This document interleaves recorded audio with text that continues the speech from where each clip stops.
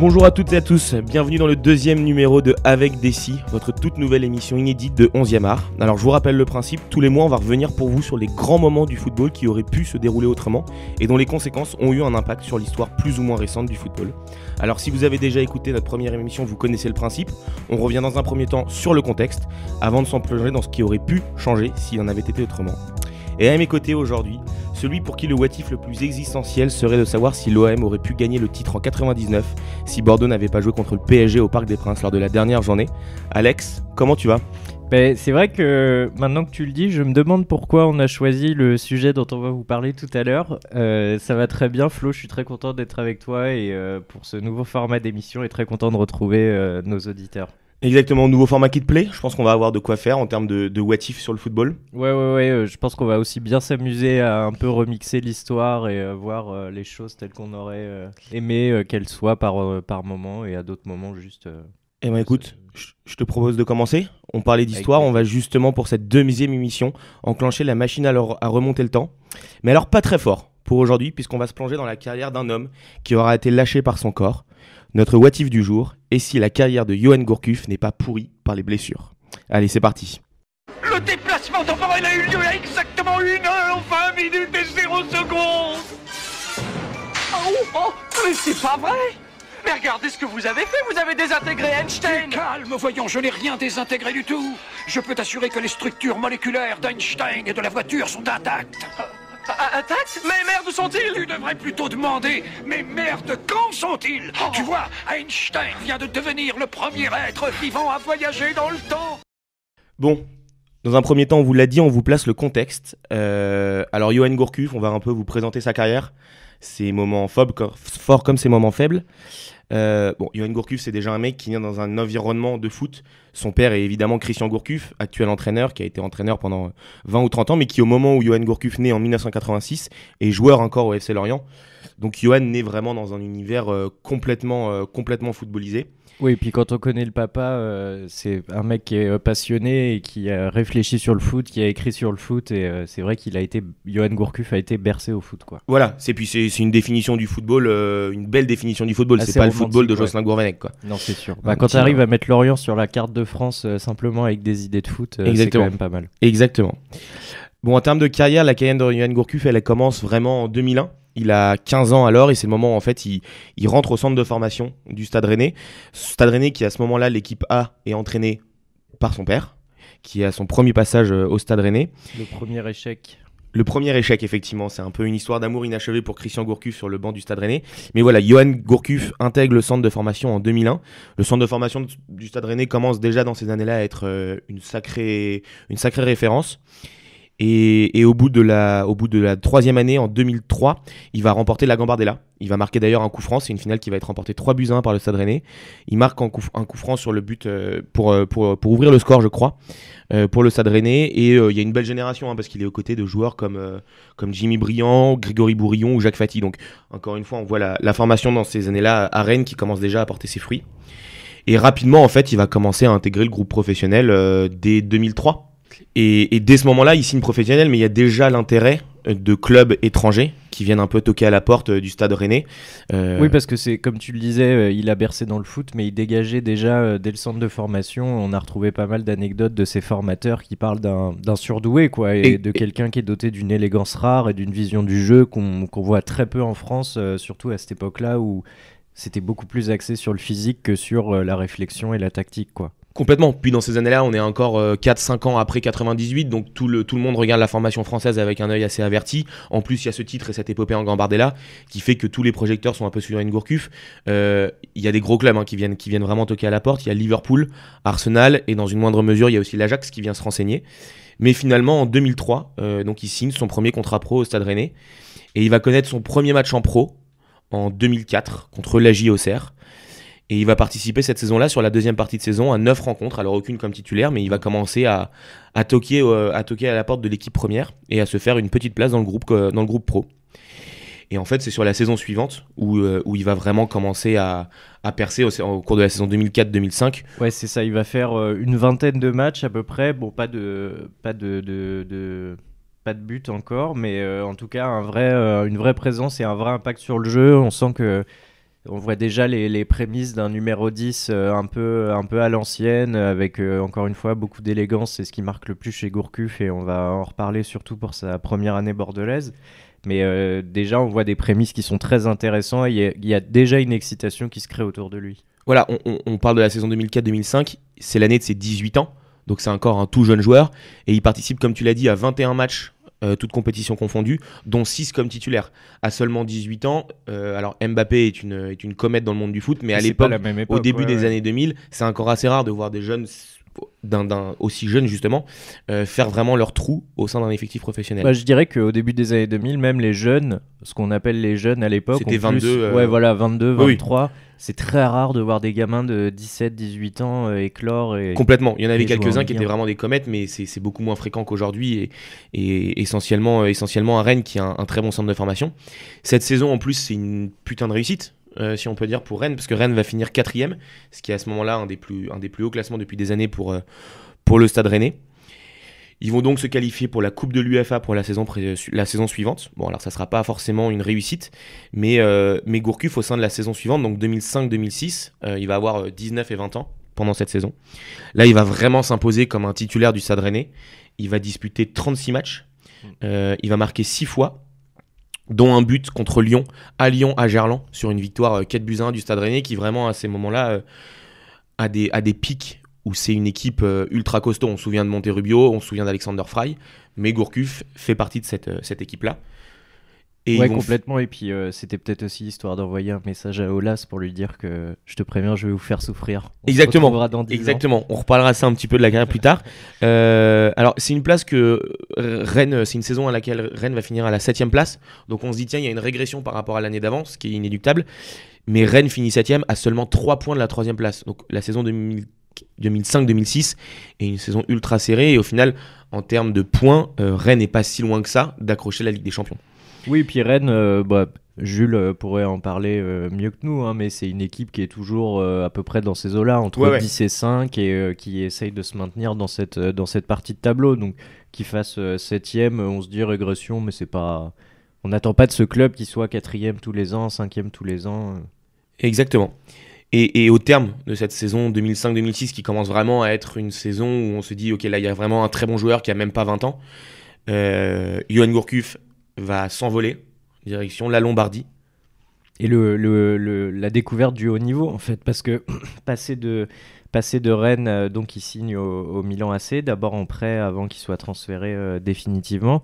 Et là, c'est un apprentissage qui est complètement différent, parce que nous, on l'a répété plein de fois sur l'exigence, sur le travail. Là, on parle du Milan de Kaka, Seedorf, Shevchenko. Il y a des stars partout. L'entraîneur, c'est Carlo Ancelotti. Et quand on se met à bosser là-bas, on se met vraiment à bosser. On se met vraiment à bosser. Il sort d'une finale, le Milan sort d'une finale de Ligue des Champions, la fameuse finale d'Istanbul contre Liverpool, un an avant, qui est en 2005. Donc lui, il arrive à l'été 2006 dans un effectif pléthorique. Il signe, alors pour l'époque, la somme est importante, hein, c'est 4,5 millions. Aujourd'hui, ça paraît dérisoire.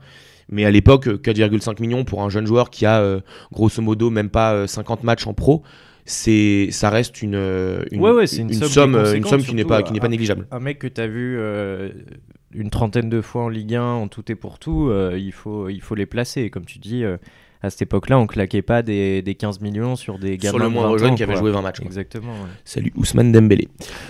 Bon, et donc du coup, il débarque, il pose ses valises en Lombardie, du côté du Milan AC. Et évidemment, pour un jeune joueur qui a une vingtaine d'années, l'intégration est un petit peu compliquée dans un effectif qui est pléthorique. Pourtant, l'aventure va bien démarrer. Oui, parce qu'il joue quand même 21 matchs en championnat, 33 matchs toutes compétitions confondues. Il y a 2 buts et il y a aussi 3 passes décisives. Bon, franchement, pour une première arrivée, alors il est rarement titulaire, mais en fait, ses premières années sont faites pour apprendre, comprendre comment fonctionne le club. C'est une... Comme on disait tout à l'heure, c'est un monstre qui est face à lui. Comprendre le niveau, on n'est plus du tout à Rennes avec des petites structures et des groupes rétrécis, quoi. Et ce qui est marrant, c'est que tu parlais, donc il est rarement titulaire. Le premier match où il est titularisé, c'est la première journée de Ligue des Champions, en phase de poule contre l'AEK Athènes. Et d'ailleurs, il marque un but de la tête, ce qui est assez rare pour Gourcuff, c'est pas forcément l'image qu'on a. Et pas tant que ça finalement. Oui, on en reparlera tout à l'heure. C'est vrai, c'est vrai qu'il avait finalement un jeu de tête qui était pas si dégueu. Mais en tout cas, première titularisation, donc on est début septembre, première journée de Ligue des Champions contre l'AEK Athènes. Il marque de la tête Et là, on se dit, putain, ça y est, quoi. Sa carrière est lancée au Milan. Et puis, au final, la carrière va être beaucoup plus compliquée. Au tout début, les médias italiens, évidemment, l'encensent et parlent de nouveau Zidane, puisque 10 ans avant, même pas 10 ans avant, 6 ans avant, Zidane jouait encore du côté de la Juventus, où il a débarqué tout jeune en provenance de Bordeaux. Et il va participer, tu l'as dit, à une trentaine de matchs, mais très peu comme titulaire, parce qu'il y a un effectif pléthorique. Le milieu du Milan ces années-là, c'est monstrueux. C'est Pirlo, c'est Kaka, c'est Seedorf, c'est Gattuso, c'est Ambrosini, effectivement. C'est impossible de se faire une place dans cet effectif. C'est colossal. Mais tu parlais des médias, et on va y revenir tout à l'heure. C'est quelque chose qu'il a toujours fui et qu'il a vraiment exaspéré toute sa vie. Et c'est vrai que déjà ses premières comparaisons à Zidane, et on sait comment sont les presses italiennes, espagnoles, anglaises, c'est pas comme en France, c'est du matraquage, c'est tout le temps, tout le monde parle dans la rue, tout le monde commande tout, et déjà ça commence à lui peser un peu sur les épaules, quoi. Ouais, très clairement. Donc cette saison 2006-2007 qui est sa première saison, en fait elle commence où donc on parle de cette première titularisation, le début est pas mal, et plus on avance dans la saison, ce qui est assez rare pour un jeune joueur, on a souvent l'impression que ça va être l'inverse. Ça a souvent tendance à être l'inverse en tout cas. Il va même pas être par exemple sur la feuille de match lors de la finale de Ligue des Champions, le remake de la finale de 2005, où cette fois-ci sur un doublé d'Inzaghi, le Milan l'emporte contre Liverpool. Donc il est champion d'Europe, il a la Ligue des Champions à son palmarès, mais il n'est pas sur la feuille de match lors de la finale, même pas sur le banc. Malgré ce temps de jeu qui va avoir tendance sur la fin de saison à se réduire, il va prolonger au Milan, prolonger jusqu'en 2012. Mais au final, la saison 2007-2008, qui est la saison suivante, elle est encore plus dure pour lui. Il va jouer qu'une quinzaine de matchs, je crois. Ouais, c'est ça, 15 matchs, en tout 20 matchs, toutes compétitions confondues, un but et 2 passes décisives. Et comme tu le disais, et c'est aussi ça le très haut niveau, c'est la constance. Et en fait, le plus dur commence quand tu as commencé à te montrer, quoi. C'est ce qu'on dit souvent Exactement. aux jeunes dès qu'ils ont fait une bonne confirmation. prestation. On pourrait citer plein de matchs. Je pense à Dieng et son doublé fabuleux contre Monaco. Le plus dur commence pour lui parce qu'il s'est montré.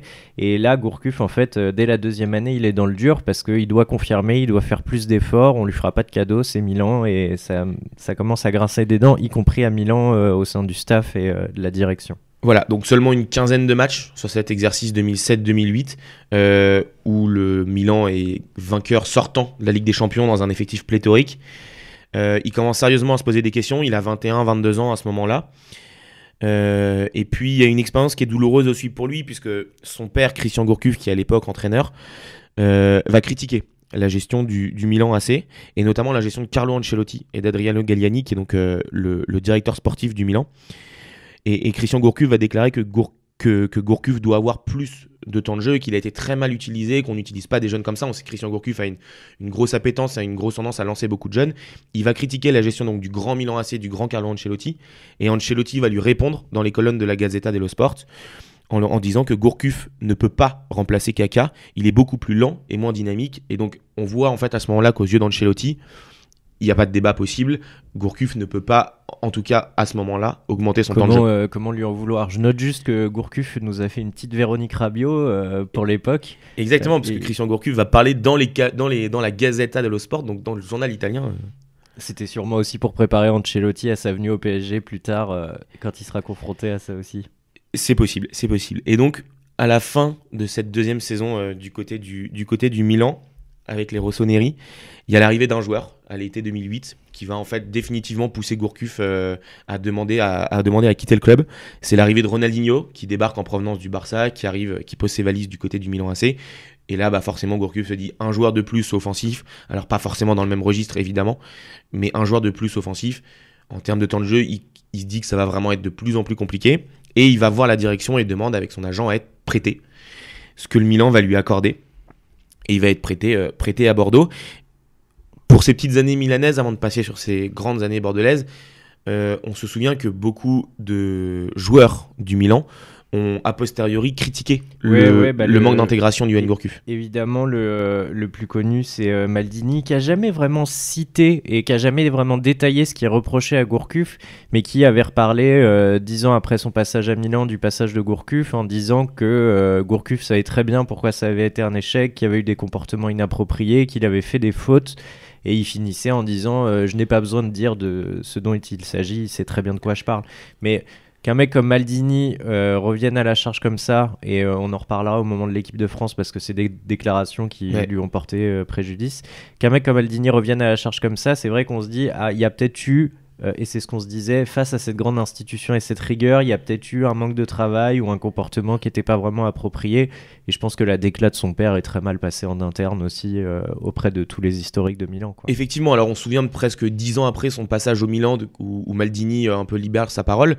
Mais il y a d'autres joueurs aussi qui parlent, alors peu de temps après le transfert, on pense à Nesta ou surtout à Ambrosini, qui vont effectivement relater, alors pas du tout le fait que ça soit un mauvais garçon, mais que c'est quelqu'un qui est très discret, très renfermé et qui va pas aller faciliter sa propre intégration, alors que certains cadres du Milan vont essayer de venir pour l'intégrer au mieux au sein de l'effectif rossoneri. Et c'est quelque chose qui effectivement, on va en reparler plus tard, mais va un peu le poursuivre sur cette carrière, puisque on se rend compte déjà à ce moment-là, alors on s'en rend compte plus tard finalement, que Gourcuff est un joueur un petit peu en décalage par rapport au footballeur classique. Il vit dans un cocon presque. Exactement. Quoi, on se dit, oui. Donc on est à cet été 2008, il demande son prêt, on l'a dit, il est prêté aux Girondins de Bordeaux avec une option d'achat autour de 15 millions. Alors il arrive aux Girondins de Bordeaux où Laurent Blanc a déjà fait une saison sur le banc. Des Girondins de Bordeaux qui ont bien marché la saison précédente, avec un meneur de jeu, un numéro 10, qui était Yoann Mikou. Oui, c'est vrai, qui prend sa retraite. Voilà. Oui. Son contrat n'est pas renouvelé. D'ailleurs, je crois un petit clash entre la direction bordelaise, entre le club et Yoann Mikou, qui lui se verrait bien continuer. Ce qui est marrant, c'est qu'il a bien marché, mais en fait, moi, je me rappelais du Yoann Mikou du Werder, dont on entendait parler tous les week-ends dans l'équipe du dimanche. Et c'est vrai que quand il arrive à Bordeaux, je me dis ça va être génial, on va avoir un numéro 10 trop stylé en Ligue 1.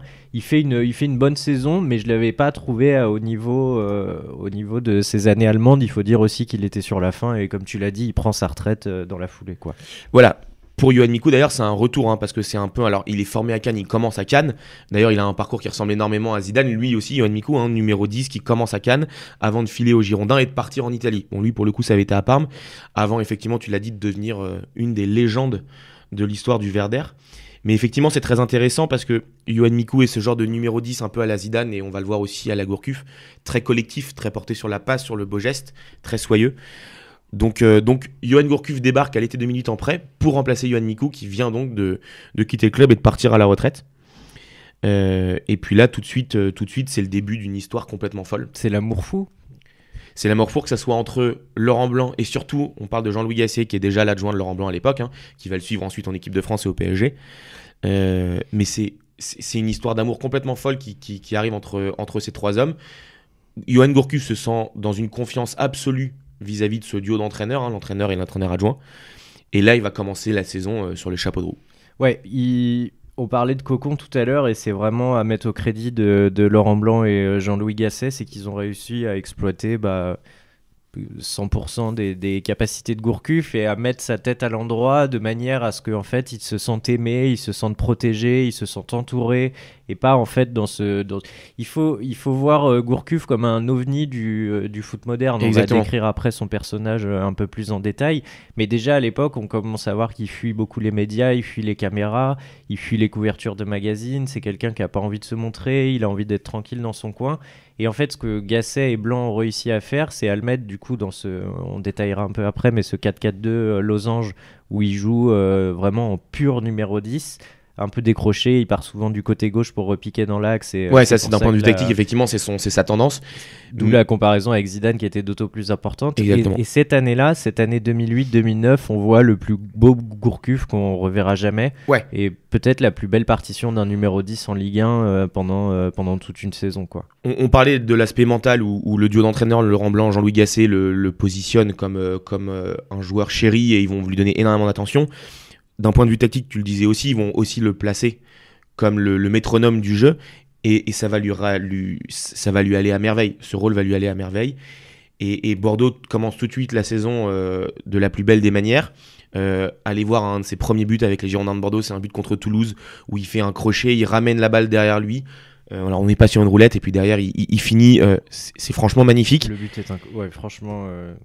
Les commentaires sont presque décevants sur le but tellement il est beau. T'aimerais qu'il s'emballe un peu plus, mais vraiment retourner voir ce but, voilà. C'est un de ses premiers chefs-d'œuvre. Il fait aussi parce que donc Bordeaux a fini la saison précédente à la 2e place déjà pour la première saison en tant qu'entraîneur de Laurent Blanc, a fini à la 2e place. Alors ils vont se faire sortir en poule de Ligue des Champions, ils vont finir 3e, mais il fait aussi une partition contre Chelsea qui est absolument mémorable et où tout le monde se dit ok, là il y a un vrai joueur. D'ailleurs il y en a un autre qui le sent à ce moment-là, c'est Raymond Domenech, qui est à l'époque sélectionneur des Bleus, qui sort de l'échec de l'Euro 2008. Domenech a entraîné l'équipe de France. Oui, il paraît.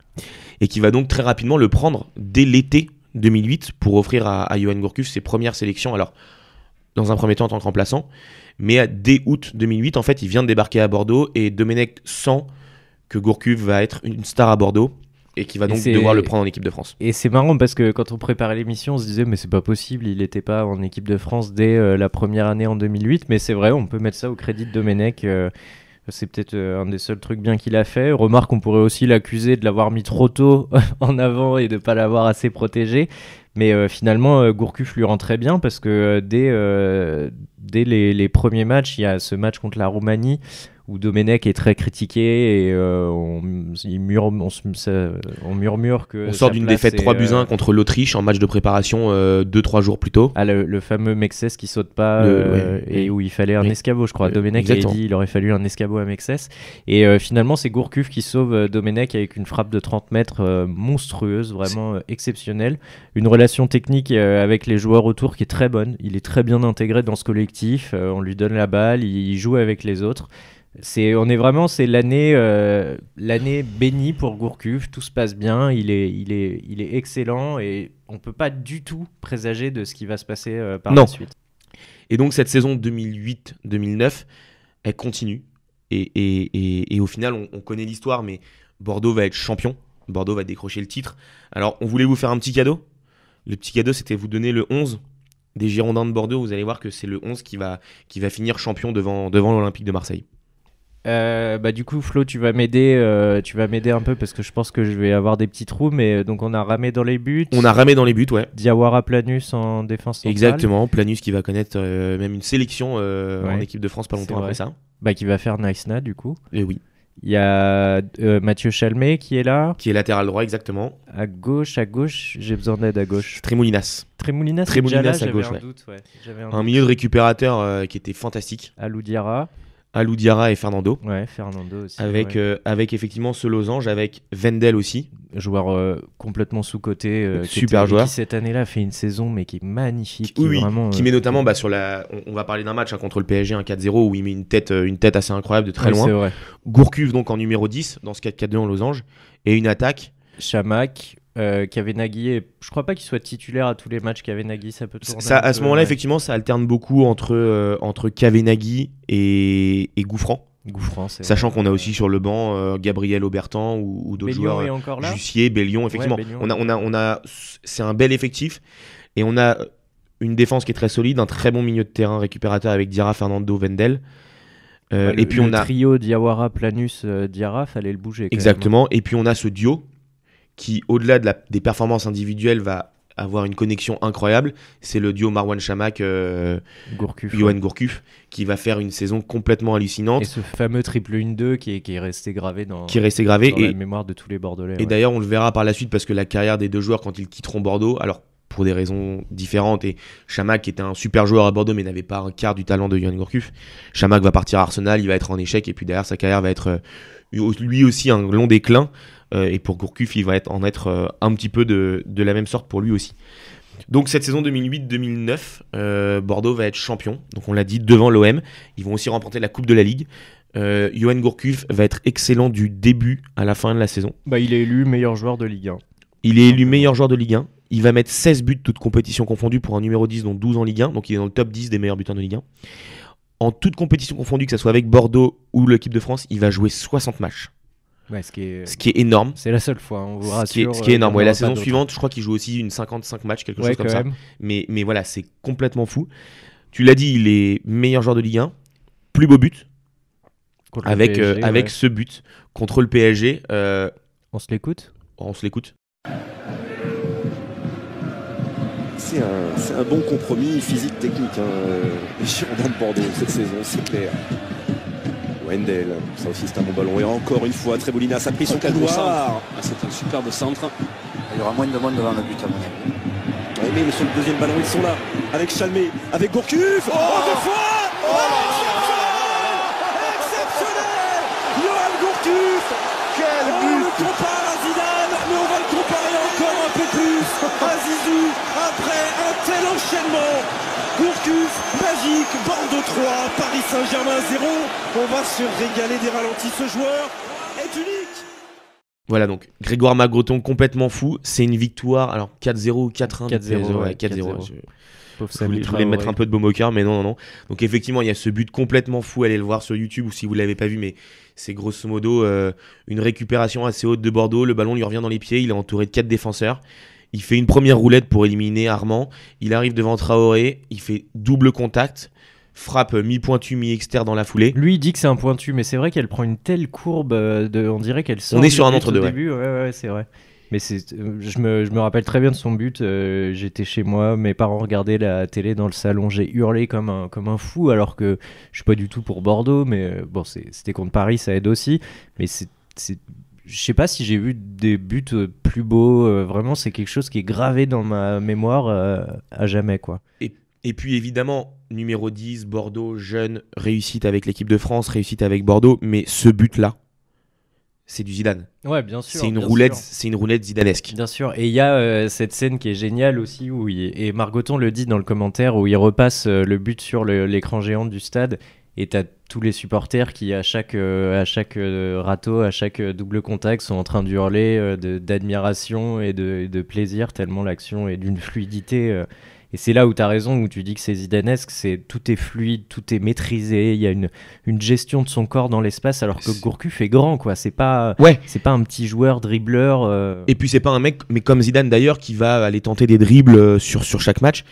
Mais effectivement, ce qui est complètement fou, c'est qu'on voit là une sorte de confiance et on voit aussi la grâce d'un Zizou dans les gestes de Gourcuff.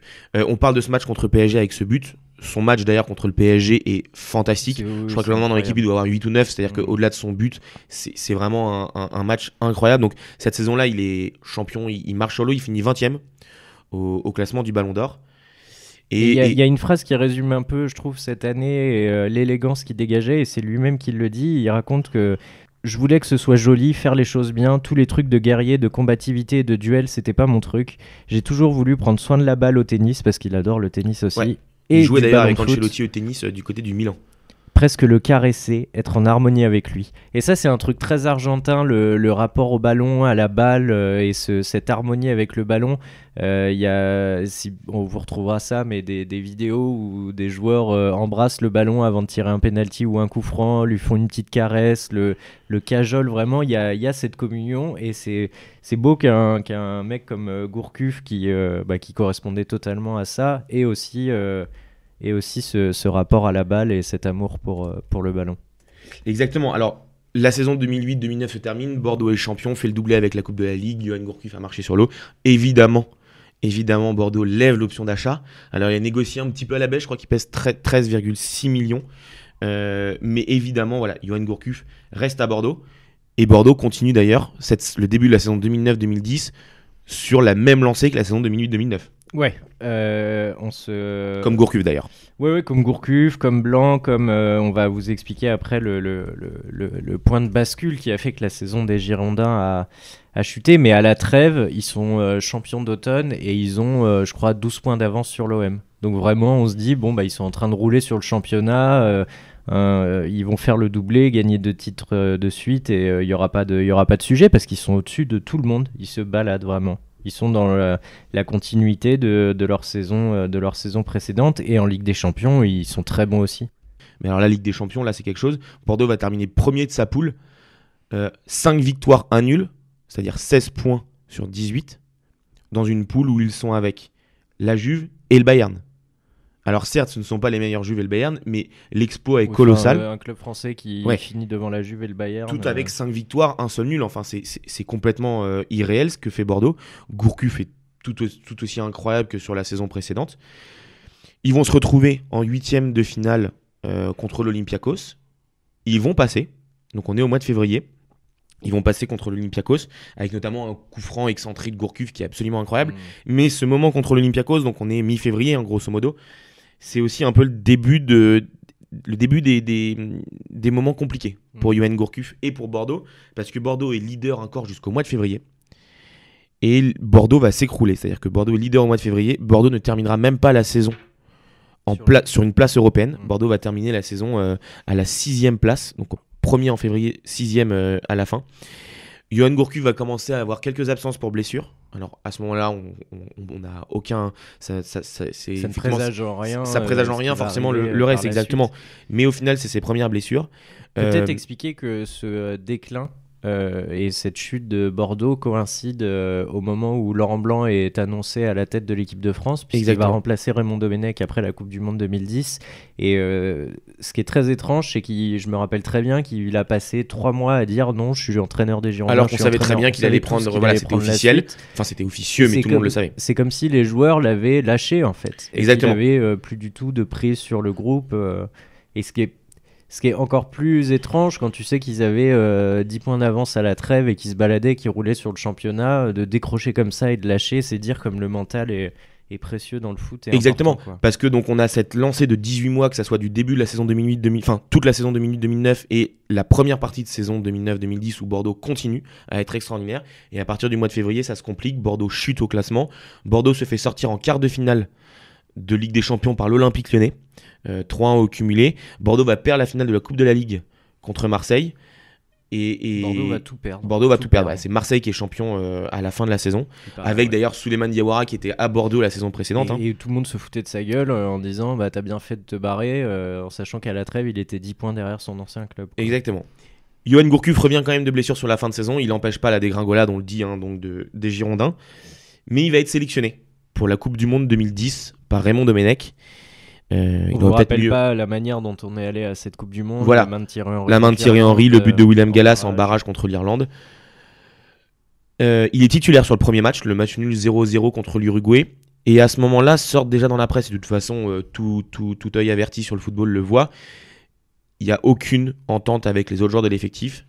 Il ne reçoit aucun ballon d'Anelka, Ribéry, voire de Malouda. C'est tellement vrai qu'il y a une scène, c'est Domenech qui raconte ça, que Gourcuff va le voir en lui disant écoute, moi j'en peux plus parce que personne me calcule.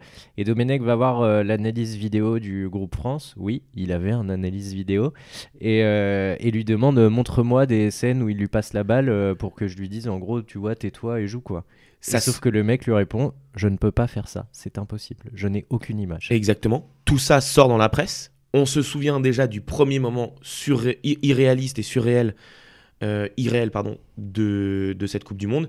C'est le moment où Franck Ribéry débarque en claquette sur le plateau de Téléfoot pour dire « Je n'ai aucun problème avec Yoann Gourcuff, Yoann Gourcuff c'est mon pote ». Alors qu'on voit très bien que sur le terrain, il n'y a aucune entente. Et c'est là effectivement qu'on voit que Yoann Gourcuff, qui est visiblement un mec extrêmement intelligent en dehors des terrains, mais qui est un mec différent du footballeur classique, que ça soit de lui dans sa mentalité, dans sa façon de voir le foot, mais aussi dans son éducation. Parce qu'on l'a peut-être pas assez dit, c'est qu'au sortir de ces 2 saisons magiques à Bordeaux, c'est la star du foot français. Exactement, c'est la star du foot français. Il a une pression de dingue parce qu'il est numéro 10. Tout le monde l'attend comme le nouveau Zizou. Il y a Bordeaux, il y a les comparaisons dans le style de jeu. C'est un joueur ultra collectif et il va pas du tout se fondre dans le collectif. Il est absent, il est remplaçant. Alors il rentre en jeu lors de la débâcle contre le Mexique. Et il y a évidemment l'épisode Naïsna, on ne reviendra pas à l'affaire Naïsna. Mais il reste un match à jouer et l'équipe de France peut se qualifier si elle gagne par 2 buts d'écart contre l'Afrique du Sud. Il est titulaire et là il fait un geste qui ne lui ressemble pas du tout. Il met effectivement, il prend un rouge, je crois c'est à la 25e, c'est ça ? Ouais. 25e et il met effectivement une sorte de coup de coude, un geste d'agacement qui lui ressemble pas du tout. Mais il faut comprendre qu'à ce moment-là, au duel aérien, sur un joueur sud-africain. Dans sa tête, c'est très très compliqué parce que il a été pris en grippe par une partie du groupe, notamment les Ribéry, Anelka, qui clairement en ont fait leur vicose. Franchement, dans la cour d'école, on pourrait pas le dire autrement, tu vois. Je pense que quand Roselyne Bachelot dit devant l'Assemblée nationale les kids immatures avec des gamins apeurés, je pense que le gamin apeuré, c'est Yoann Gourcuff. Complètement, et il y a cette scène où il est en bord terrain, pas en bord terrain, pardon, mais dans les couloirs du stade, et il parle avec un journaliste, et il y a Ribéry et Anelka qui passent derrière lui, il se décale en baissant la tête, comme s'il essayait d'esquiver une claquette sur la tête. C'est terrible. C'est terrible ce qui s'est passé dans ce groupe à cette époque-là. Voilà. Et surtout que, en fait, et c'est peut-être là aussi où ça va nous amener sur la suite et ces années lyonnaises, c'est qu'il est meneur de jeu. Le rôle d'un meneur de jeu, c'est de faire jouer les autres, mais quand on parle à personne, quand on est incapable d'entrer en relation avec d'autres gens, forcément ça complique. Et puis avec le début de ses blessures à Bordeaux, avec la dégringolade de Bordeaux au classement, et cette Coupe du Monde qui est un fiasco où il a une pression médiatique lui en tant que nouveau Zizou. Alors il fait pas partie des responsables, mais comme tous les joueurs, il va subir le fiasco Naïsna, et pour lui, c'est très compliqué de s'en remettre, que ce soit mentalement ou physiquement. Alors, et en plus, il y a un deuxième élément qui va s'ajouter à cet été-là, c'est que donc Bordeaux finit 6ème, ne finit même pas en Ligue Europa, et il va demander son transfert aux dirigeants bordelais parce qu'il veut disputer la Ligue des Champions. D'ailleurs, comme Marwan Chamakh, qui lui va s'envoler du côté d'Arsenal, et il va partir pour ce qui est alors le plus grand club français, même si ça fait 2 saisons de suite que Lyon n'a pas remporté de titre, et il débarque à l'Olympique Lyonnais. En tout cas, oui, un club qui a le plus de budget, qui est le mieux structuré, qui a le plus d'ambition. Et c'est vrai que quand on voit Gourcuff à Lyon, moi je crois qu'il le signe assez tard dans le mercato. Il le signe fin août, effectivement. Il y a la Coupe du Monde, ils veulent pas le déranger. Et du coup, il y a une sorte de mini imbroglio avec la direction bordelaise. Il est pas pris en grippe par les supporters, mais on sent que la situation peut être tendue. Il a aussi le poids du transfert. Ouais, parce que bon, pour l'époque, vous allez dire c'est rien, mais on parle quand même de 22 millions avec 4,5 millions de bonus, ce qui est mais à l'époque énorme, et un salaire de 400 000 euros sur 5 ans. Jamais Lyon n'avait claqué autant d'argent en termes de salaire sur un joueur, et ils comptent bien le rentabiliser puisque en fait ils veulent capitaliser sur son image, ils veulent créer une marque autour de son nom. Et vraiment, Gourcuff, ça doit être la tête de gondole de l'équipe lyonnaise, et tout est mis là-dessus, et tout est basé là-dessus. Voilà, ils vont chose rare dans le foot français, ils vont le présenter devant 15 000 personnes, ce qui est assez fou à l'époque. Ce qu'il a très mal vécu. On remplit généralement de 15 000 personnes juste pour la présentation de Yoann Gourcuff et quelques jongles. Il y a des débuts encourageants, il marque son premier but lors de la 9e journée contre Lille, mais les blessures vont commencer. Il va être absent de novembre à février, donc 4 mois d'absence. Match à Schalke notamment. Exactement, il se blesse sur un match à Schalke en Ligue des Champions. L'image est dure. L'image est dure, il se blesse au genou. Il se blesse au genou, on a d'ailleurs très peur que ce soit les croisés qui se soient touchés. Finalement, non. Cette première saison, il va revenir quand même un petit peu sur la deuxième partie de saison après le mois de février. Au final, il va disputer 33 matchs avec 4 buts, mais il va encore une fois rater le dernier mois de compétition, le sprint final. Donc c'est une première saison qui est compliquée, et ça va être la même chose en fait lors de la saison 2011-2012. Il va directement être blessé à la cheville. Il va revenir en forme. En fait, il joue, on a l'impression en regardant les chiffres qu'il joue pas mal, mais il est très souvent remplaçant. Ou alors, je crois que par exemple, sur la première saison, des matchs qui jouent 90 minutes, il n'y en a que 9, tu vois, sur les 39. Je sais plus si la stat est exacte, mais c'est pour vous dire que vraiment, même si en fait il arrive à compiler des bouts de match et tout ça, on le voit très rarement sur la continuité. Et puis pour un meneur de jeu, voilà, c'est ça. J'ai la stat, il n'a disputé que 90 matchs en 5 ans, dont 23 seulement sans quitter le terrain. Voilà, c'est 5 années lyonnaises, il va faire seulement 23 matchs en intégralité, ce qui est complètement fou pour 5 saisons, surtout que Lyon est toujours un club qui joue les Coupes d'Europe. Donc on le disait, saison 2011-2012 compliquée. Quand il revient, effectivement, tu te disais, et d'ailleurs ça va être son histoire avec l'Olympique Lyonnais, à chaque fois on va se dire putain il est fort, et putain il a toujours le niveau. Ouais. Et il marque toujours le cerveau, quoi. Il a toujours la passe juste. Voilà, il marque dans le derby encore une fois. On se souvient notamment d'un piqué sur Ruffier qui est assez incroyable. Il marque souvent d'ailleurs dans des gros matchs, notamment le derby. Il marque 2 ou 3 fois sur des derbys. Mais la saison est très compliquée. La saison 2012-2013 commence à nouveau. Il est l'homme du match, élu homme du match lors du Trophée des Champions contre Montpellier la saison suivante. Mais encore une fois, il va seulement disputer 18 matchs en Ligue 1. Et puis il faut savoir que Lyon commence à mettre en place des systèmes, ils n'ont pas l'habitude de travailler comme ça, d'habitude ils internalisent tout, notamment pour les soins, pour tout ça. Avec Gourcuff, ils vont se dire, bon, il faut qu'on tente d'autres choses. Je sais qu'à un moment, il est parti à Saint-Raphaël avec Titus... je retrouverai pas le nom comme ça. Il part avec un préparateur, effectivement. D'ailleurs, il y a un intérieur sport aussi qui est fantastique, où il est très bon. Où il est en pleine convalescence. Malheureusement, ça sera l'histoire de ces années lyonnaises. Il voit tout type de médecins extérieurs aussi, du plus gourou au plus classique. Et ça va commencer par fantasmer des histoires de gourous. Exactement. Et ça va commencer vraiment à agacer à la fois la direction lyonnaise, le staff lyonnais, surtout qu'à cette époque-là, Lyon n'est pas ultra stable, donc il y a Puel pour sa première saison, ensuite il y a 3-4 saisons sous Rémi Garde, ensuite c'est l'arrivée d'Hubert Fournier. Il n'y a pas de stabilité de ce point de vue-là, mais surtout, alors il y a un titre effectivement en Coupe de France contre Quevilly, mais il n'y participe pas grandement, et au final, ça commence vraiment à la fois à agacer la direction, le staff, mais aussi les autres joueurs qui commencent à se dire... à chaque entraînement, il ne se donne pas à 100% parce qu'il a peur de se blesser. Et voilà, ça commence à agacer. Et à côté de ça, Lyon, en plus, c'est un club qui ne se peut pas se permettre. On a les travaux du grand stade qui avancent, du nouveau stade de Lyon, le Groupama Stadium d'aujourd'hui, qui commence. Lyon doit un peu plus se serrer la ceinture niveau transfert. Donc, ils sortent beaucoup de jeunes du formation. Ils n'ont pas le temps de perdre un tel investissement avec Yoann Gourcuff. En sachant qu'il coûte par saison, entre le salaire, charge et amortissement, 11,5 millions. Voilà. Ce qui est colossal. Exactement. 2013-2014, toujours aussi compliqué. Énormément de blessures. Alors, il fait un match contre Nice, par exemple, un but de passe décisive, c'est fantastique. Mais deuxième partie de saison, il joue quasiment pas. C'est devenu triste, en fait, parce que je me rappelle de cette période-là où Gourcuff, vraiment, tout le monde se moquait de lui. Il y avait des allusions parce qu'il avait fait la couverture du magazine Têtu, donc tout le monde disait... Oui, on se souvient aussi de cette scène où, avec Bordeaux, il est en slip, torse nu, autour du stade, parce qu'il a donné, en fait, ses habits à des supporters. Et cette photo fait... Parce qu'il a en plus cette gueule de playboy. Et cette photo fait un peu la tour, et effectivement ça contribue à sa starification, le côté Lyon, le côté Zidane, meneur de jeu, celui que tout le monde attend. Et tout le monde se moque de lui, parce que comme on le disait, il est à part, c'est pas un... Il y a autant de fantasmes et de frustration que de haine limite envers lui, parce que les gens ne comprennent pas ce qui se passe. Sa dernière saison à Lyon, c'est la saison 2014-2015. À nouveau, il participe à très peu de matchs. Par contre, il est toujours aussi excellent. C'est la saison où il est aux côtés de Fekir et Lacazette. Fekir, par exemple, explose vraiment cette saison-là. Lacazette finit meilleur buteur de Ligue 1 sur cette saison. Donc très souvent blessé, mais on se souvient de moments géniaux. Il y a notamment ce but contre Marseille. C'est marrant, je m'en souviens pas du tout. Tu t'en souviens pas ? Je pense que tu t'en souviens un peu. Oui, si, bien sûr. Surtout que c'est une saison qui est évidemment... qui reste gravé à jamais, puisque c'est la saison de Marcelo Bielsa. Ouais. Et c'est vrai qu'on fait une première partie de saison qui est excellente, où on est premier à la trêve et que donc là, quand tu dis on, tu parles de Marseille. Ouais. Voilà. Oui. Non, mais que les gens sachent. Oui. et Gourcuff, évidemment, qui joue 17 matchs par an, que des bouts de match, a décidé de mettre une petite merveille contre l'OM. Écoute. Voilà, il offre la victoire. Alors, je sais plus qui, je me demande, c'est pas Lacazette qui le décale. Il est décalé côté droit, aux abords de la surface, enfin dans la surface. Tout le monde se dit, un joueur lambda frappe du droit à ce moment-là, et d'ailleurs il est complètement ouvert et il a de grandes chances de marquer. Non, il préfère feinter du droit, enrouler son crochet pour revenir sur son pied gauche, et là il met une frappe intérieure du pied mais très fort juste sous la barre de Mandanda, qui est complètement parfait. À nouveau les commentateurs sont complètement fous, mais c'est un but qui est prodigieux. Et c'est Yoann Gourcuff, c'est le but Yoann Gourcuff. Il ne fait pas les choses comme un joueur lambda l'aurait fait.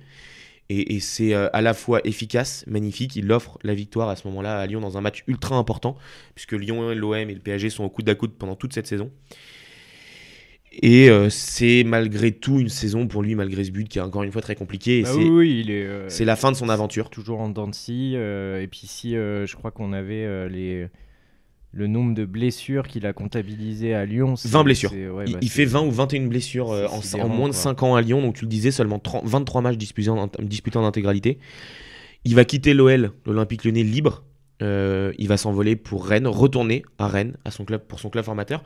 Faut se rendre compte qu'au moment où il arrive à Lyon, il n'a que 24 ans. Au moment où il quitte Lyon, il en a 5 de plus, donc il en a 29. C'est encore un joueur qui est en pleine possession de ses moyens normalement. Normalement, comme on dit en NBA, il doit être dans son prime. Là, voilà, et son retour à Rennes, alors on se dit, c'est peut-être bien, il revient dans sa Bretagne natale, parce qu'il est breton, c'est son club formateur, on se dit, c'est quelque chose de bien, même si c'est frustrant de le voir dans un club comme Rennes, on l'attendait plus haut. On se dit, il y aura moins de pression, il y aura moins d'engouement autour de lui, et c'est peut-être là qu'il pourra s'exprimer le mieux, dans un club un peu plus intime. Donc il débarque libre à Rennes à l'été 2015, au mois de novembre d'ailleurs 2015. Son retour à la compétition va à nouveau être très long, il revient de blessure, faut le remettre en forme. Il met un doublé contre Marseille au mois de mars. Voilà, Marseille est une équipe qui lui réussit toujours les gros matchs. 12 matchs il joue, Voilà, mais il arrive à mettre un doublé contre l'OM. Il joue 12 matchs. La saison suivante, donc c'est sa première saison pleine avec Rennes, en tout cas pour son retour à Rennes en 2016-2017. Il joue 27 matchs avec 4 buts. On retrouve un Yoann Gourcuff assez intéressant avec beaucoup de jeunes autour de lui. On se dit, pourquoi pas, il y a peut-être quelque chose qui se passe. Mais à nouveau, la saison 2017-2018, 10 matchs, il est tout le temps blessé. Il va signer libre à Dijon. Le Dijon d'Olivier Dalloglio, qui est un entraîneur réputé très joueur. D'ailleurs, on l'a vu avec Brest plus tard. Qui veut essayer de le mettre, même pas au centre du projet, mais juste de refaire de lui un joueur de foot. Il va seulement gérer 8 bouts de match pour à peine 100 minutes. Et au bout de la saison 2018-2019, il va annoncer sa fin de carrière à seulement 32 ans. À même pas 33 ans. Il vient juste pour rester dans le foot parce qu'il aime le foot et qu'il n'a pas envie de. Il vient pas pour l'argent. Et Dalloglio raconte une scène qui est aussi triste que vraie. Il dit: un jour, je l'ai vu se blesser. Il était à côté de moi. Il a fait un échauffement. Il s'est déchiré le muscle. Ce n'était pas une élongation. Yo ne bougeait plus. Je ne vous mens pas. Verdict IRM et déchirure. Voilà. Et en fait, la carrière de Gourcuff, c'est ça, c'est dès qu'il rentrait dans l'effort, alors que c'était des bonnes intentions, on peut pas dire que à Dijon, il était assailli de pression médiatique, mais son corps l'a lâché au bout d'un moment. Ouais, il se blessait réellement. Alors il y avait aussi des histoires, mais de blessures complètement folles, quoi. On voit que son corps est tout le temps sous tension, mais son histoire de où il se blesse quand il va promener son chien, qui est complètement. Enfin voilà, on est vraiment de l'ordre de. À ce moment-là, ça fait rire la France et la France du foot. Mais comme Diaby un peu. Voilà, il y a des vraies blessures chez lui et cette carrière est terrible. Bon, je pense qu'on vous a présenté le contexte, on a été suffisamment complet. Je vous propose qu'on passe au what if maintenant. Qu'est-ce qu'il en aurait été si Yoann Gourcuff n'avait pas eu autant de blessures? Alors on va commencer par un premier gros thème de ces what if. Qu'est-ce que l'équipe de France si Yoann Gourcuff ne se blesse pas? Donc on l'a dit, Yoann Gourcuff en équipe de France, c'est 31 sélections pour 4 buts. Des sélections étalées de 2008 à 2013, mais grosso modo, on est surtout de 2008 à 2011. J'ai envie de dire, est-ce que c'est le 10 que l'équipe de France attendait depuis la fin de carrière de Zidane? Oui, évidemment, parce qu'on parlait un peu de tactique tout à l'heure, le fait qu'il décroche, qu'il parte de la gauche pour rentrer dans l'axe, c'est son jeu qui était très soyeux. Mais plus que ça, moi, ce qui m'intéresse dans ta question, c'est de me dire, est-ce que finalement il aurait, sans ses blessures, réussi à s'imposer? C'est-à-dire, est-ce que son talent aurait pris le pas sur son absence de mental et que ça aurait fédéré les autres autour de lui? Effectivement, je pense que l'histoire de l'équipe de France, après, au moment où lui est très souvent blessé, si Gourcuff est à son top niveau, alors peut-être qu'elle change, mais je pense pas qu'elle change diamétralement, tout simplement parce que tu le disais, il ne s'entend pas avec les autres joueurs. Alors ça a été une difficulté tout au cours de sa carrière, mais là on est quand même sur une génération de l'équipe de France qui est vraiment assez compliquée. On voit Ribéry, Anelka en 2010. Je suis curieux de savoir ce qu'il en aurait été avec des Samir Nasri, des Hatem Ben Arfa. C'est clair. Voire des Karim Benzema, même si au final on se rend compte aujourd'hui que Karim Benzema est un joueur qui n'a aucun problème de ce côté-là, mais voilà, il s'entend pas avec beaucoup de joueurs alors qu'il devrait avoir des relations techniques qui sont très simples. Donc je suis pas sûr que s'il est à son niveau et qu'il n'a pas ses blessures, l'histoire de l'équipe de France dans ces années-là, qui sont d'ailleurs des années très compliquées, notamment post-Naïsna, change diamétralement. Après, il y a un truc, c'est pour lui donner une petite chance de réussir dans la fiction. Il y a, et tu le sais très bien, Deschamps qui avait, il dit, moi j'ai mes leaders techniques, leaders de vestiaire, leaders d'ambiance. Il y a parfois des joueurs qui deviennent leaders techniques et qui, en fait, sans communiquer avec les autres, mais juste en montrant tout leur talent et en servant bien leurs partenaires, arrivent à fédérer une équipe autour d'eux.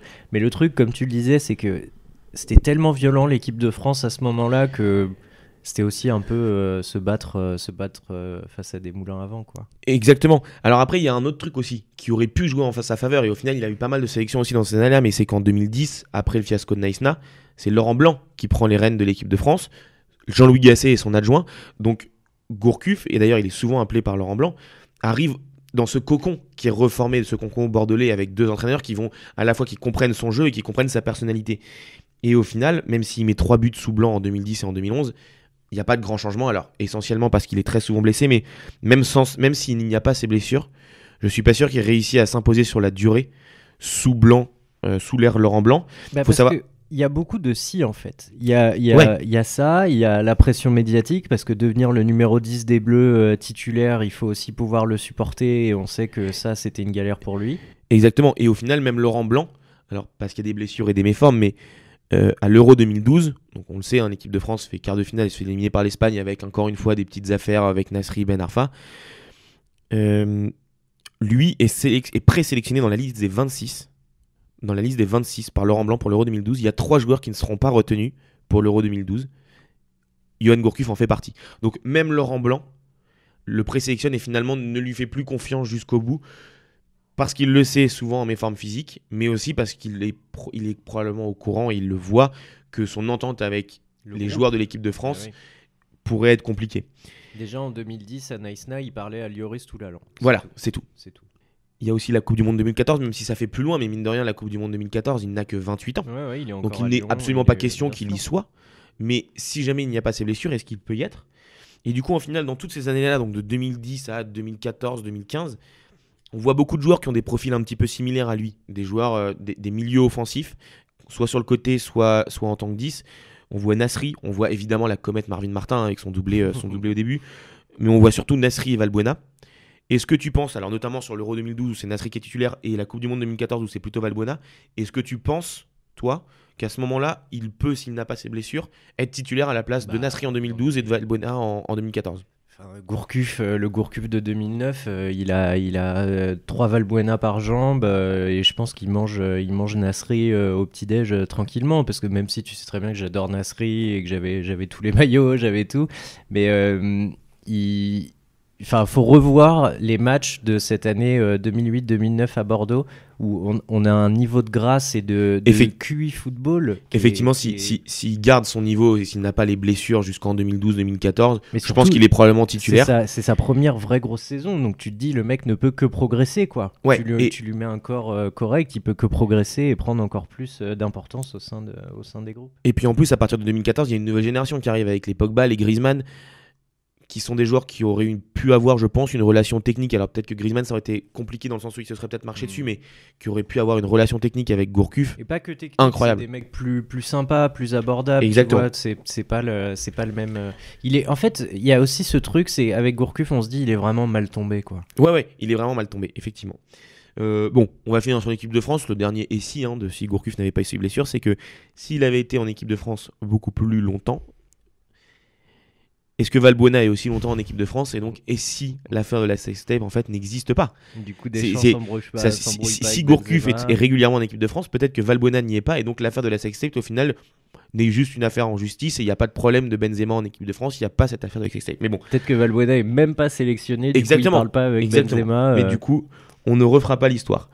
Après l'équipe de France, il y a une autre équipe qui est évidemment ultra touchée par les blessures de Gourcuff et par cette carrière un peu ratée, c'est l'OL. C'est l'Olympique Lyonnais où il débarque, donc on l'a dit, de 2010. Il débarque à l'été 2010 après Naïsna, après 2 ans seulement d'ailleurs à Bordeaux, il fait que 2 ans à Bordeaux. Il débarque en 2010 et il part du club libre en 2015 avec ce sentiment d'échec. Alors, quand on en discute et quand on voit les supporters lyonnais, le mot qui se dégage, c'est frustration. D'ailleurs, Valentin pourra peut-être le dire une fois, c'est le mot frustration, parce qu'ils ont aimé le voir, parce que c'était un joueur beau et à chaque fois qu'il revenait, il était décisif. Il montrait des choses. Voilà. Donc il y a des regrets, de la frustration, mais il n'y a pas. Je pense que alors effectivement, si on le prend d'un angle assez large, c'est un échec. Je suis pas sûr que tous les supporters lyonnais le voient comme ça, même si dans les faits, effectivement, voilà, c'est un joueur, on le disait. C'est incontestable à mes yeux. C'est très compliqué, mais en tout cas, c'est pas un échec. C'est un petit peu comme la carrière d'un Pastore, par exemple, au PSG, qui en a tellement parfois mis plein les yeux aux supporters du PSG que Gourcuff, même si c'est plus étalé et qu'au final, il y a moins de succès que Pastore, évidemment. Il y a ce côté quand même, bon putain, il a marqué des super buts dans des derbies, des super buts contre l'OM. C'est pas les mêmes business models, et là où Paris peut se permettre de retenir Mbappé pour 180 millions à un an de la fin de son contrat, Lyon pouvait pas se permettre de perdre 26 millions plus le salaire sans avoir un retour sur investissement. Exactement, mais du coup, et si Yoann Gourcuff n'a pas autant de blessures, qu'est-ce qui change pour Lyon ? Mais ça change tout. Ça change tout parce que c'est ce qu'on se disait au début, au moment où il signe, tout le marketing et tous les contrats de droit à l'image, tout a été tourné autour de lui. C'est censé être la grande star de Lyon. Tu imagines bien, on sait comment est le football français, s'il refait juste, on va dire, les 3/4 d'une saison comme en 2008-2009, s'il te fait ça sur une année, juste le fait de la redondance, du beau et de la performance, tu peux être sûr que tu as un club qui débarque avec 40 millions d'euros, que le transfert est amorti, que derrière lui, on peut s'acheter d'autres joueurs. Alors, je vois ce que tu veux dire, sauf qu'en fait, là, pour moi, il y a un autre souci qui vient, c'est qu'effectivement, et si Yoann Gourcuff n'a pas ses blessures, il joue régulièrement à Lyon, il a un niveau peut-être qui est stratosphérique, mais je pense qu'en fait, Gourcuff et Lyon n'étaient pas faits pour aller ensemble. Lyon est un club qui aura toujours, et c'est insufflé par Aulas depuis les années 2000, fin 90, début des années 2000, c'est le club de la gagne en France. C'est le club qui a cette mentalité, on gagne et c'est pas autrement. C'est voilà. Gourcuff, lui, n'est pas dans cette mentalité-là. Il le dit d'ailleurs dans des interviews. Lui, pour lui, le football, c'est sa relation avec le ballon. C'est sa relation avec ses coéquipiers. Il n'a pas cette culture de résultat. Lui, il a cette culture du beau jeu, du beau geste. Je suis pas sûr que sa mentalité colle complètement avec la mentalité de l'Olympique Lyonnais, qui est une culture vraiment de la gagne. Maintenant, effectivement, si on prend saison après saison, c'est assez simple. Il débarque en 2010. 2010-2011, c'est la saison où le LOSC est champion. Lyon finit assez loin de Lille. C'est la saison avec Hazard, Garcia, Moussasso, Rami, effectivement. Le LOSC est stratosphérique cette saison-là. Et Lyon, d'ailleurs, a même plus chaud de finir 4ème, parce que le PSG, longtemps, va essayer d'embêter Lyon. C'est un PSG qui n'est pas encore acheté par les Qataris, c'est le PSG de Comboiré. Mais voilà. Et effectivement, Paris va finir 4ème à quelques points de Lyon. Je crois que ça finit à 2 points de Lyon. Je pense pas que Lyon est en mesure de jouer le titre, même si Gourcuff n'est pas blessé sur cette saison 2010-2011. Et d'ailleurs, si on prend un petit peu toutes les saisons, la saison 2011-2012, sur le papier, Lyon finit très loin. Ils finissent 4ème à une quinzaine de points ou une dizaine de points de Montpellier. Maintenant, c'est frustrant pour un club comme Lyon de se dire ne pas finir champion alors que Montpellier l'est face au PSG à la première saison des Qataris. Au PSG, c'est compliqué. Maintenant, si Gourcuff n'est pas blessé, je suis pas sûr que la saison change. Personnellement, pour ce qui est de l'exercice 2012-2013 et 2013-2014, Lyon est 3ème et 5ème, mais à chaque fois c'est le PSG d'Ibra. Là, c'est un PSG qui commence à avoir une domination, là, qui grosso modo finit à 15 ou 20 points du deuxième à chaque fois. Donc je pense que ces années-là, il n'y a pas de débat. Il y a une année où il y a potentiellement un débat si Gourcuff ne se blesse pas. C'est la saison 2014-2015. On en parlait tout à l'heure, Gourcuff est très fort. C'est la saison où il joue très peu, mais quand il joue, c'est sa quinzaine, vingtaine de matchs. Il met notamment ce but stratosphérique contre Marseille. C'est la saison sous Hubert Fournier. C'est la saison où Lacazette finit meilleur buteur de Ligue 1, où Fekir explose. Il est titulaire, il met 13 buts et presque 10 passes D. Est-ce que tu penses, cette saison-là, que Lyon peut être champion ? Là où je voulais appuyer ce que tu disais sur les écarts au classement avant, c'est que Gourcuff, il a, comme on le dit, il a malgré tout besoin de ce concours, de ce confort. Il faut que l'équipe, en fait, il soit le poumon de l'équipe et que ce soit lui qui distribue les ballons, que le jeu passe par lui et tout ça. C'est vrai qu'une équipe qui est un peu malade, je suis pas sûr que ce soit le joueur de mec qui va te la tirer. Non, mais à ce moment-là, justement, l'OL n'est pas du tout malade. Bien sûr, non, l'OL est leader au mois de février. Je disais ça pour confirmer tes dires sur les saisons d'avant. Et c'est vrai que oui, tu te dis dans un contexte où tout va bien, où les joueurs s'entendent bien et où ça joue et où on s'échange, où il y a un vrai projet sur le terrain. Oui, complètement. Pourquoi pas imaginer Gourcuff revenir à son top et porter l'OL vers... Sur cette saison 2014-2015, effectivement, c'est la saison où le PSG en plus n'est pas très dominant. Ibra est souvent blessé cette saison-là. Le PSG finira champion avec 8 points d'avance sur Lyon qui va finir 2ème, mais Lyon est leader jusqu'à la 30e journée. C'est la saison où Marseille aussi fait une très grosse saison avec Bielsa et où finalement Monaco va finir 3ème à la place de l'OM qui s'écroule un peu sur la fin. Lyon, qui est donc leader à la 30e journée, va aussi avoir un vrai déclin sur les 8 dernières journées et va laisser le PSG s'en tirer. S'envoler, ouais. L'autre question qui se pose, c'est qu'il quitte le club donc à la fin de cette saison 2014-2015. Est-ce qu'il reste pas plus longtemps au final à Lyon ? C'est ce qu'on se disait, c'est est-ce qu'il explose pas et du coup là il s'envole vers le Real Madrid, il prend le numéro 5 comme Zidane, tu vois, et puis on part sur un rêve merveilleux. Il devient le numéro 10 qui sert Benzema, tu vois le truc, ce serait juste énorme. Ou alors est-ce que Lyon capitalise autour de lui ? Mais bon, faut voir les structures des clubs français, l'économie. Il y a une offre de 45 qui arrive. Effectivement, à ce moment-là, il a 25-26 ans. C'est peut-être qu'ils le vendent, peut-être qu'ils ne le vendent pas, peut-être qu'ils le vendent plus tôt, peut-être qu'il reste plus longtemps aussi, et qu'en fait ils en font vraiment le leader de l'équipe et qui va accompagner les différentes générations, parce qu'il a connu des générations avec Bisevac, Gonalon et Lloris au début, jusqu'à la fin avec Fekir. Est-ce qu'il a connu Mapou Yangambiwa ? Je pense qu'il l'a connu. Ouais. Je pense qu'il l'a connu peut-être une saison. Je sais pas, faudrait vérifier. Il l'a peut-être connu une saison et encore, je suis pas sûr. Mais tu vois, typiquement, peut-être que la saison d'après, les saisons suivantes, avec toujours Fekir, Lacazette et Tolisso, s'il y a un Gourcuff en 10, ça peut commencer vraiment à devenir très intéressant. Ouais, complètement. Bon, le dernier point de ce what if, notre dernier point science-fiction sur et si Gourcuff ne s'était pas blessé, c'est sa propre carrière à lui. tu le disais, s'il n'est pas blessé énormément comme ça à Lyon, est-ce qu'au final, il fait pas 2 très belles saisons avec Lyon, qui est un club encore supérieur à Bordeaux en termes de standing, et du coup, est-ce qu'il s'envole pas pour un gros club étranger ou le PSG? Bah tu vois, ouais, pour moi tout le mystère Gourcuff il est là, c'est est-ce que si tu lui enlèves ses blessures, il a la capacité de se mettre dans les meilleures dispositions pour être au top niveau et je sais pas faire Peut-être qu'au bout de 2-3 ans à Lyon, effectivement, il est vendu en Angleterre ou en Espagne.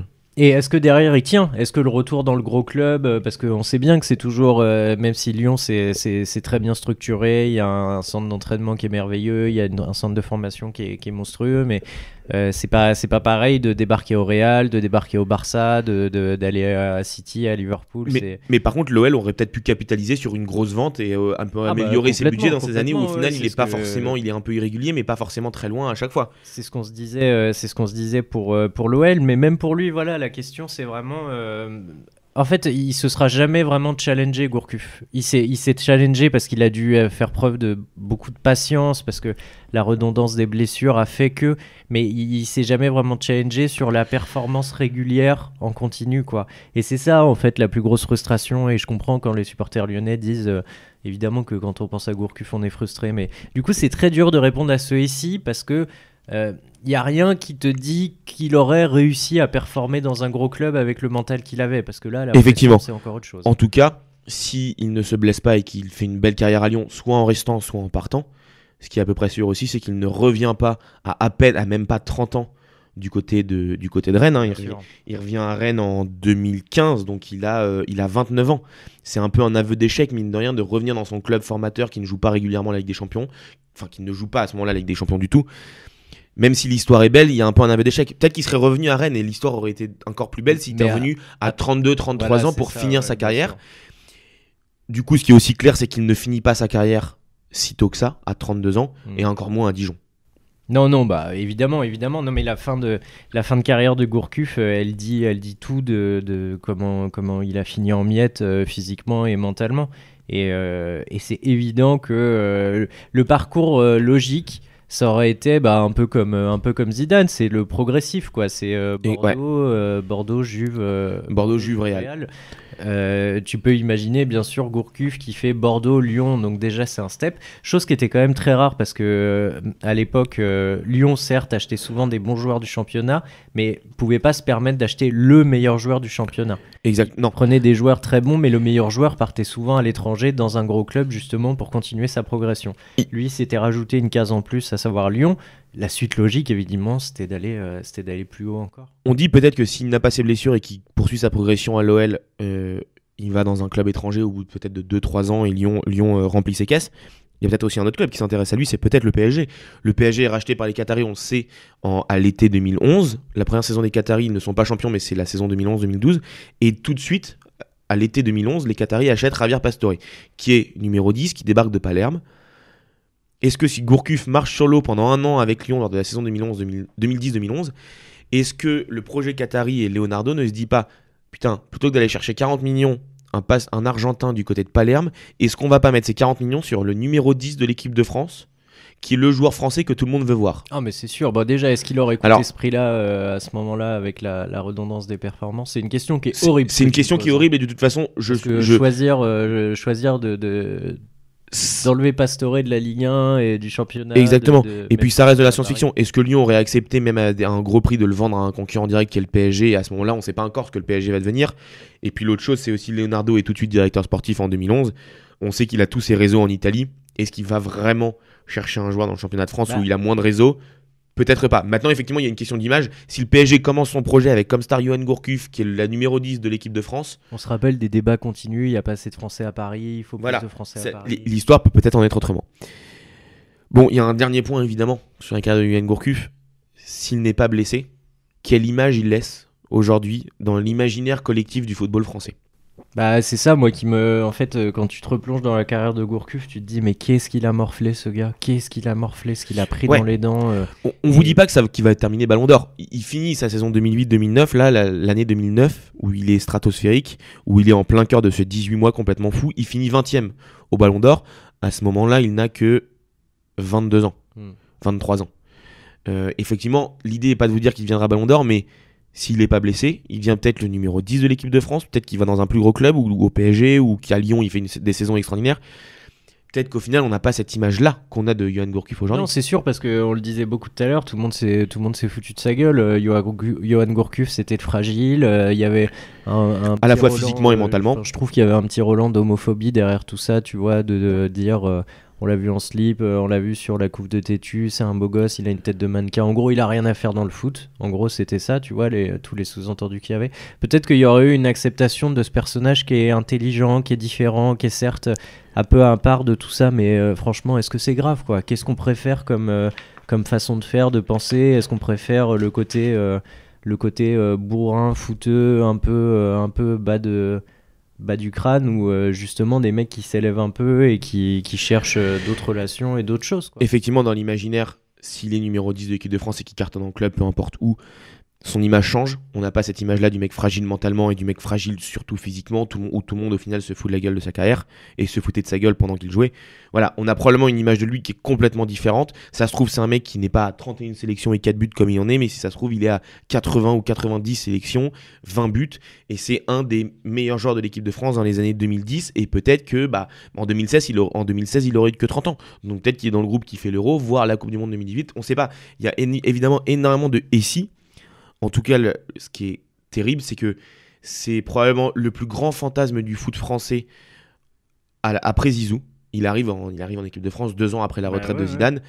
En plus, dans son style, il lui ressemble énormément. Il est présenté comme le nouveau Zidane. Et ça va jamais réussir. Et on passe du plus grand fantasme à la plus grande frustration. Plus gros échec, même. Du football français, probablement de ces 20 dernières années. Alors que c'est un joueur qui était ultra intelligent. D'ailleurs, beaucoup de coachs comme Laurent Blanc disaient quand on parlait foot avec lui, mais ça pouvait durer des heures, il comprenait tous les aspects. Et son père a dit mais il était trop en décalage. Qu'il imaginait bien revenir dans le foot en tant qu'entraîneur. Bon, vu comme il a du mal à échanger avec les autres, je suis pas sûr. Bon, je sais pas maintenant, si ça se trouve il a évolué, j'en sais rien, mais il le voyait bien en tant qu'entraîneur tellement il s'intéresse au foot, au système de jeu. Ouais. Peut-être que ça arrivera, mais je crois que maintenant il est devenu agent immobilier. Voilà. C'est vrai ? Ouais, je crois qu'il est vraiment. Il y a des trucs comme quoi. Il faisait énormément de tournois de tennis. Visiblement, il n'y avait pas trop de soucis de santé à ce niveau-là, mais très bon joueur de tennis, et il était devenu agent immobilier. Voilà, écoute, je pense qu'on a terminé sur ce SI. Yohan Gourcuff ne s'était pas blessé. On espère que ça vous a plu. N'hésitez pas à réagir sur les réseaux sociaux, que ce soit en mettant les SI que vous auriez trouvé. Votre côté science-fiction sur la carrière de Yohan Gourcuff n'est pas pourri par les blessures. Ou les plus beaux buts de Gourcuff qui vous ont fait rêver. Et puis, si vous avez des idées de SI, n'hésitez pas à le mettre sur les réseaux sociaux. À très bientôt. Merci.